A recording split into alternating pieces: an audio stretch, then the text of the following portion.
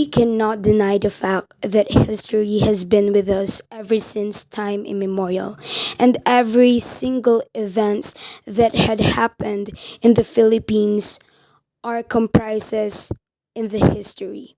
And one of the controversial events that had happened in the Philippines is the martial law. So, what is martial law?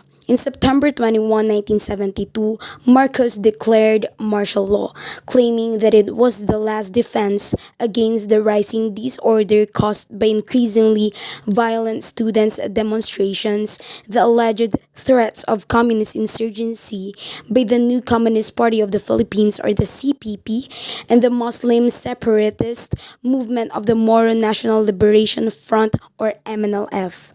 At marahil nagtataka tayo kung ano nga ba talaga ang impluensya ng martial law kung bakit naipasa batas ang konstitusyon ng 1973 ni late President Ferdinand E. Marcos Sr. The main reason why naipasa batas ang 1973 Constitution ni late President Ferdinand E. Marcos ay sa kadahilan ng when a separatist rebellion led by the MNLF or the Moro National Liberation Front broke out in 1973 sa pag-aalyansa sa ating gobyerno.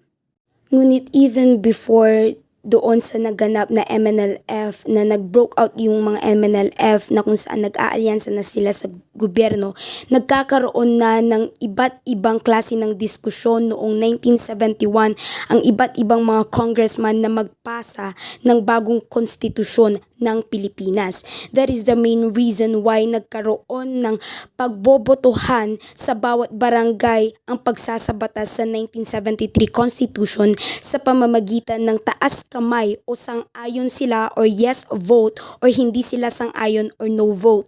It was really controversial for every single Filipino people dahil ayon nga sa kanila, hindi raw tama ang paraan ng pagboto nila na whether aaprubahan or hindi. Dahil according sa kanila, ang tamang paraan ng pagboto ay tulad ng nakagawian natin tuwing eleksyon na dadako tayo sa designated precinct natin at doon magkakas ng votes to determine the majority. Ngunit ang nangyari lang sa kanila, kailangan mo lang itaas ang kamay mo kung sasang-ayon ka ba or ibababa mo yung kamay mo kung hindi ka sasang-ayon.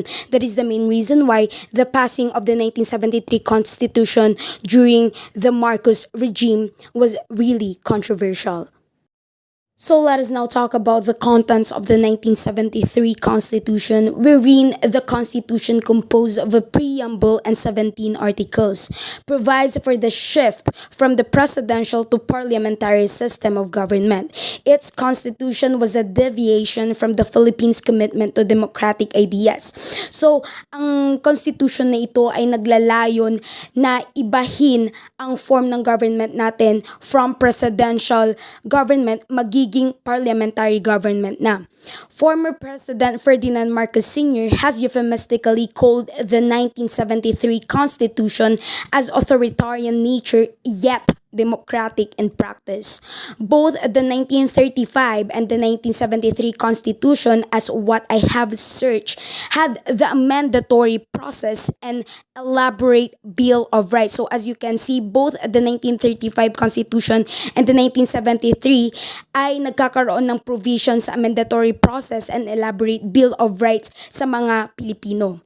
So as what I have said earlier, nagkaroon nga ng pagbabago sa form ng government natin from presidential government naging parliamentary government na. So ano nga ba itong tinatawag natin parliamentary government? Ang parliamentary government ay may pakialam ang executive as well as the legislative branch, wherein in January 1973, late President Ferdinand E. Marcos Sr. proclaimed the ratification of a new constitution based on the parliamentary system with himself as both president and prime minister. So, siya na yung president natin, meron pa siyang pakikialam sa kung paano nagwo-work ang mga batas natin sa legislative branch.